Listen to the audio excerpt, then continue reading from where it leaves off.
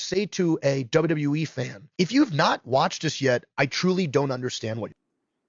This is one of my pro wrestling posts here, and I would like to say that I completely agree with MJF. I mean, what I've been saying quite a few times on my YouTube, my wrestling YouTube channel, is when I do my live streams that if you're not watching AEW, I truly believe you're missing out. I mean, when people say, "Oh man, AEW tells no stories," well, look at the subtle storytelling between Kenny Omega and Swerve Strickland. It was just two big guys right there who are some of the main players right there, and they're on a collision course because you can feel the tension in the air. You see, you don't need everything told to you through a microphone of "I don't like you because of this reason. I don't like you because of this reason." For these guys, there really is not a lot of hatred between them. Now, granted, they did start brawling on Dynamite, um, you know, but it was mostly like, Swerve doing the same thing that he did with Hangman. He's like, I want your spot at the top. And, I've heard about the great Kenny Omega, and then you start slipping down. And then what happens? When I reach the top, you're gone. You ain't there. And, Kenny was like, well, now I'm back. And I don't want to wrestle you, Swerve. I want to fight you. And slapped Swerve across the face, and they start fighting. They start brawling. And they didn't even let security guards, literally, get involved at all until, and the smart thing was, they just started brawling, brawling, brawling, and you needed a moment to at least create some, let the fans enjoy it. And then it was either Kenny or Swerve. They like speared one off. They speared each other right off the ramp down to some tables. And when they're both laid out, that's when security is able to break them apart right there because they're both laid out. They exerted everything. And then you would think, okay, well, now what we're going to do is we're going to buy time. We're going to get these two at Revolution, because Grand Slam is already filled up. There's no more spots for them. So we're just going to build this until the pay per view card. Nope. We're just going to give it to you on television. For the first time, I would imagine for the first time ever, Kenny versus Swerve, or at least, the first time since, like this, together on Dynamite. And and then another simple storytelling was the fact that literally in the tag team matchup, Orange Cassidy, Roderick Strong against Wheeler Yuta, against Daniel Garcia and Clark Connors, um, Roderick Strong took his leave because Roderick Strong has been changing things up. There's no Paragon on his shirt. There's no Paragon on his trunks. There's no conglomeration. Roderick Strong is finally getting pissed off and he just left. And then that left Orange Cassidy all alone. Now, bear with me for a moment. Now it became a handicap match, basically. Cassidy against Daniel Garcia and Clark Connors. Well, Clark Connors, beat up Darby Allin alongside with Gabe Kidd right there. They both were beating up Darby. Well, then Daniel Garcia, they're enjoying beating up Orange Cassidy. And then there's a moment when the referee is not looking, and Darby just comes and grabs Clark Connors. And then I would think, oh shit, well, while Darby's brawling with Clark Connors, that's disqualification right there. No, no, no. Want to know why? Darby Allin, he took Clark Connors down to the ground. No referee to see. What happened to Clark Connors? He's just gone suddenly. And so it turned into a singles matchup. It's small attention to details like that. And for me, maybe you don't consider that storytelling, but for me, I just consider it attention to detail, which I fucking appreciate.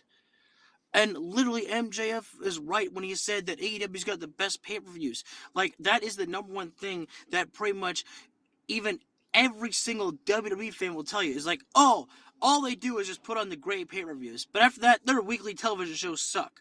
But they'll even admit the pay per views, they're long, but boy, oh boy, do they rock. And that's where, I would say to people as well, it's like, AEW has a reputation of their pay per views. So, yes, sometimes they have to go long because you need the spectacular matches and you need those moments to hit right there because they have such a reputation to live up to with their pay per views. Um, and honestly, it's just like I hear the people that will make comments to be like, oh, AEW, only the WWE guys go there. Darby Allin, Kyle Fletcher, Chris Statlander, um, Bandito. I can Sammy Guevara, Jack Perry, well, I think Luchasaurus was an NXT, so but he wasn't like, anyone that was really getting over there, but it's not just WWE guys that go there like Adam Copeland and Christian Cage. And I don't even like to put Samoa Joe in there because Joe didn't really like he had some moments in the sun on the main roster, but Joe's best performances really were like probably in NXT maybe.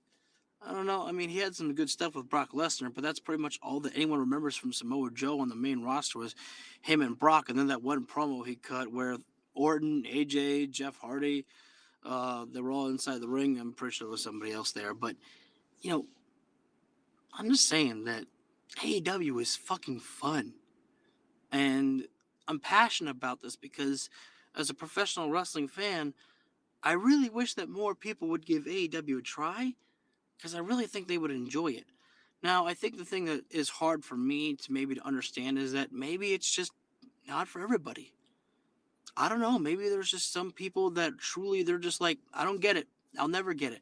I won't understand this style of wrestling. I won't understand this. I won't understand that. And to me, I don't know, man. For me, I'm just like, I just remember that when I first saw the very first Double or Nothing pay per view, I was like, God damn, this is what professional wrestling is supposed to be. I'm having the time of my life experiencing this, watching this. And you know, I just wish that people had that same type of energy and fun for it. And maybe it's just not for everybody. I don't know. I just feel like I'm entertained. I'm enjoying myself. And I wish that other people would enjoy that side too. Um, and I think that's the hard thing is that, it's just like, it's not for everybody maybe. But I don't know. I just, for me personally, I'm just like, if you're a professional wrestling fan, I don't know how you don't enjoy AEW. That's just my personal view. Anyways, so that's it right there. Just want to say thanks, MJF, for what you do and bringing that. I don't know if awareness is the right type of word, but I guess I'll use that. And yeah, I guess that's all I've got to say. Even though you're a scumbag, Max, thanks for being so pro AEW and having the drive to put this company on your back and say that you want to elevate it to the greatest of heights. Every bit is appreciated, and I want you to know that that's your goal. We as the AEW fans have got your back on that one, you scumbag. But you know what? You're our scumbag.